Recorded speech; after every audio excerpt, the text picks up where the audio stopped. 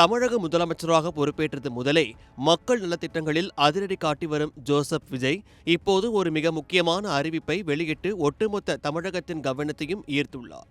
மறைந்த முன்னாள் முதல்வர் ஜெயலலிதா அவர்களால் 2013 தொடங்கப்பட்ட அம்மா உணவகங்கள் ஏழை எளிய மக்களின் பசியை தீர்க்கும் ஒரு அட்சய பாத்திரமாக இருந்து வருகிறது.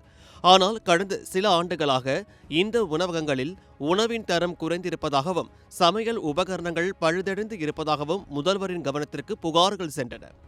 உடனடியாக செயலில் இறங்கிய முதல்வர் விஜய் தமிழகம் முழுவதும் உள்ள 620 அம்மா உணவகங்களையும் போர்க்கால அடிப்படையில் சீரமைக்க அதிரடி உத்தரவு பிறப்பித்துள்ளார். குறிப்பாக சென்னை மாநகராட்சியில் உள்ள 383 உணவகங்கள் மற்றும் பிற மாவட்டங்களில் உள்ள 237 உணவகங்களுக்கு தேவையான புதிய சமையல் பாத்திரங்களை உடனடியாக கொள்முதல் செய்யவும், பொதுமக்களுக்கு சுவையான மற்றும் தரமான உணவை தங்கு தடையின்றி வழங்கவும் அவர் ஆணையிட்டுள்ளார். இதற்கான செலவுகளை அந்தந்த உள்ளாட்சி அமைப்புகளின் பொது நிதியில் இருந்தே எடுத்துக் கொள்ளவும் அனுமதி அளித்துள்ளார். முதலமைச்சரின் இந்த அதிரடி நடவடிக்கையை அமமுக பொதுச் செயலர் டிடிவி தினகரன் மனதார வரவேற்றுள்ளார்.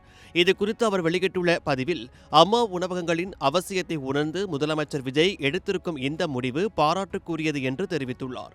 அதே சமயம் ஒரு முக்கியமான கோரிக்கையையும் அவர் முன்வைத்துள்ளார். அதாவது, அம்மா உணவகங்களை சீரமைப்பதுடன் மட்டும் நிறுத்திக் கொள்ளாமல் தமிழகத்தின் அனைத்து ஊராட்சிகளிலும் இதை புதியதாக திறந்து ஏழை தொழிலாளர்களின் பசியை போக்க இதையும் சேர்த்து செய்யுங்க என்கின்ற பாணிகள் வேண்டுகோள் விடுத்துள்ளார். அரசியல் காழ்ப்புணர்ச்சி இன்றி முந்தைய ஆட்சிகளில் கொண்டுவரப்பட்ட நல்ல திட்டங்களை தரம் உயர்த்த முன்வந்துள்ள முதல்வர் விஜயின் இந்த செயல் பொதுமக்கள் மத்தியில் மிகப்பெரிய வரவேற்பை பெற்றுள்ளது. டிடிவி தினகரன் சொன்னது போல இந்த திட்டம் அனைத்து கிராம ஊராட்சிகளுக்கும் விரிவுபடுத்தப்படுமா என்பதை நாம் பொறுத்திருந்துதான் பார்க்க வேண்டும். பழைய திட்டங்களை மேம்படுத்தும் முதல்வரின் இந்த அணுகுமுறை பற்றி நீங்கள் என்ன நினைக்கிறீர்கள்? உங்கள் கருத்துக்களை மறக்காமல் கமெண்டில் சொல்லுங்கள்.